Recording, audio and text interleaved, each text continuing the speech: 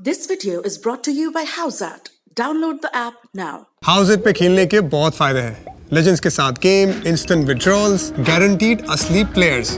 But सबसे बड़ा फायदा, यहाँ पे आपके पैसों की वैल्यू डबल है। आप जितना पैसा डिपॉजिट करते हो, हाउसेट देता है उससे भी ज्यादा बोनस हर बार। तो हाउसेट पे आओ और पाओ 1500 तक का cash bonus. Visit houseat.com, download the Houseat app now. Wasim Jaffer team India के पूर्व ओपनर हैं। इंडियन डोमेस्टिक क्रिकेट के सबसे सफल बल्लेबाज आजकल सांप्रदायिक कारणों से चर्चा में। जाफर पर आरोप है कि उन्होंने उत्तराखंड की कोचिंग के दौरान टीम में सांप्रदायिकता फैलाई। Cricket association of Uttarakhand CAU के सीनियर ऑफिशियल्स ने जाफर पर यह आरोप लगाए थे। ये आरोप जाफर द्वारा टीम के हेड कोच के रोल से इस्तीफा देने के बाद लगाए गए। जाफर ने अपने इस्तीफे में CAU पर टीम सिलेक्शन में हस्तक्षेप करने का आरोप लगाया था। जवाब में CAU के सेक्रेटरी महिम वर्मा और टीम मैनेजर नवनीत मिश्रा ने उन पर आरोपों की झड़ी लगा दी। ये सारे आरोप एक हिंदी दैनिक में छपे।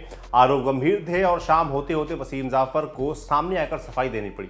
एक वर्चुअल प्रेस कॉन्फ्रेंस में जाफर ने कहा, यह काफी गंभीर आरोप हैं, इसलिए मुझे अपना पक्ष रखना ही चाहिए। मैंने अपनी ईमेल में पहले ही अपने इस्तीफे के कारण बता दिए थे और मैं उन पर कायम हूं, लेकिन इसे सांप्रदायिक एंगल देना और मुझे ऐसी चीज़ों पर सफाई देनी पड़ रही है, ये बहुत दुखद है। इतने लंबे वक्त तक खेलने, देश का प्रतिनिधित्व करने के बाद मुझे ऐसे तुच्छ चीज़ों पर खुद को डिफेंड करना पड़ रहा है।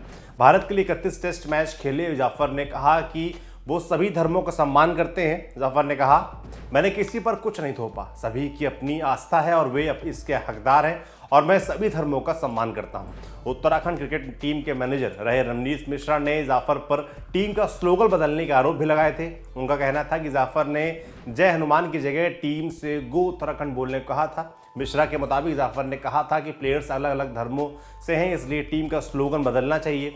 मुंबई के साथ कई बार रणजी ट्रॉफी जीत चुके जाफर ने इस बारे में कहा, जब हम प्रैक्टिस मैच खेलते थे, प्लेयर्स माता रानी की जय या फिर सच्चे दरबार की जय बोलते थे। जब हम सैयद मुश्ताक अली ट्रॉफी का ग्रुप फेज खेलने के लिए बड़ौदा पहुंचे, मैंने उनसे कहा कि हम किसी एक संप्रदाय के लिए नहीं खेल रहे, हम उत्तराखंड का प्रतिनिधित्व करते हैं, इसलिए हमारा स्लोगन भी उत्तराखंड से जुड़ा होना चाहिए, जैसे go Uttarakhand, let's do it for Uttarakhand या कम ऑन उत्तराखंड। जाफर ने कहा कि उनकी ये सोच विदर्भ के लिए खेलने के दौरान मिले अनुभव से आधारित है, जहां मुंबई और भारतीय टीम के पूर्व विकेटकीपर चंद्रकांत पंडित कोच थे। जाफर ने इस बारे में कहा, चंदू सर कमॉन कहते थे और हम फिर प्लेयर्स कहते थे विदर्भ, ऐसे कमॉन विदर्भ हमारा स्लोगन था। यही आइडिया मेरा था, क्योंकि फील्ड पर मौजूद 11 प्लेयर्स अलग अलग धर्मों से होते हैं, इसलिए ज़रूरी नहीं है कि सब लोग वही फॉलो करें जो दूसरे कर रहे हों। इसीलिए मैंने कहा कि चलो उत्तराखंड से जुड़ा स्लोगन बनाते हैं और मैंने कहा कि तुम लोग तय करो, क्योंकि ये तुम्हें ही करना है। मैं तो ये करता भी नहीं, क्योंकि मुझे तो बाहर ही बैठना था। अगर मुझे इसे सांप्रदायिक बनाना होता तो मैं उन्हें अल्लाह अकबर या फिर इस्लाम से जुड़ा कुछ कहता, और मुझे जय उत्तराखंड से क्यों समस्या होगी। मैं सिर्फ इतना ही कह रहा था कि हमें कोई धार्मिक स्लोगन नहीं रखना चाहिए। जाफर पर लोकल प्लेयर कुणाल चंदेला की जगह मुंबई के left arm spinner Iqbal Abdullah को वरीयता देने के भी आरोप थे। कहा जा रहा था कि वह कुणाल की जगह अब्दुल्ला को कप्तान बनाना चाहते थे। इस मामले पर जाफर का कहना है कि कप्तानी के लिए उनकी पहली पसंद दीक्षांशु नेगी थे। जाफर ने कहा, मैं मुंबई से आए प्रोफेशनल प्लेयर जय बिस्टा को कप्तान बनाने के इच्छुक था, लेकिन सिलेक्टर्स को लगा कि अब्दुल्ला बेहतर होंगे, क्योंकि वो सीनियर हैं और उनके पास IPL का भी अनुभव है। CAU की ओर से जाफर पर बायो बबल तोड़ने मौलवियों को बुलाने के आरोप भी लगे थे। इस पर जाफर का कहना था कि 2 या 3 बार मौलवी आए थे, लेकिन उन्हें इकबाल अब्दुल्ला ने बुलाया था। जाफर का कहना है कि इसके लिए टीम मैनेजर से परमिशन भी ली गई थी। जाफर ने कहा, मौलवी मौलाना जो शुक्रवार को आए थे, मैंने उन्हें नहीं बुलाया। उन लोगों को इकबाल अब्दुल्ला ने कॉल करके बुलाया था। वो शायद देहरादून में किसी को जानता था और शुक्रवार को जुम्मा नमाज होती है। अगर मैं सांप्रदायिक होता तो मैं सुबह 9 से 12 की प्रैक्टिस रख लेता और उसके बाद 1:30 बजे जाकर 1:30 बजे से 2 बजे तक होने वाली जुम्मा नमाज अदा कराता। मैं ये कर सकता था, लेकिन हम रोज़ 12 से 12:30 बजे प्रैक्टिस करते थे। सिर्फ शुक्रवार के लिए इकबाल ने परमिशन ले रखी थी, क्योंकि वहाँ 3-4 और लोग भी थे। प्रैक्टिस खत्म होने के बाद सिर्फ शुक्रवार को ड्रेसिंग रूम के अंदर हमने 5 मिनट तक की नमाज अदा की।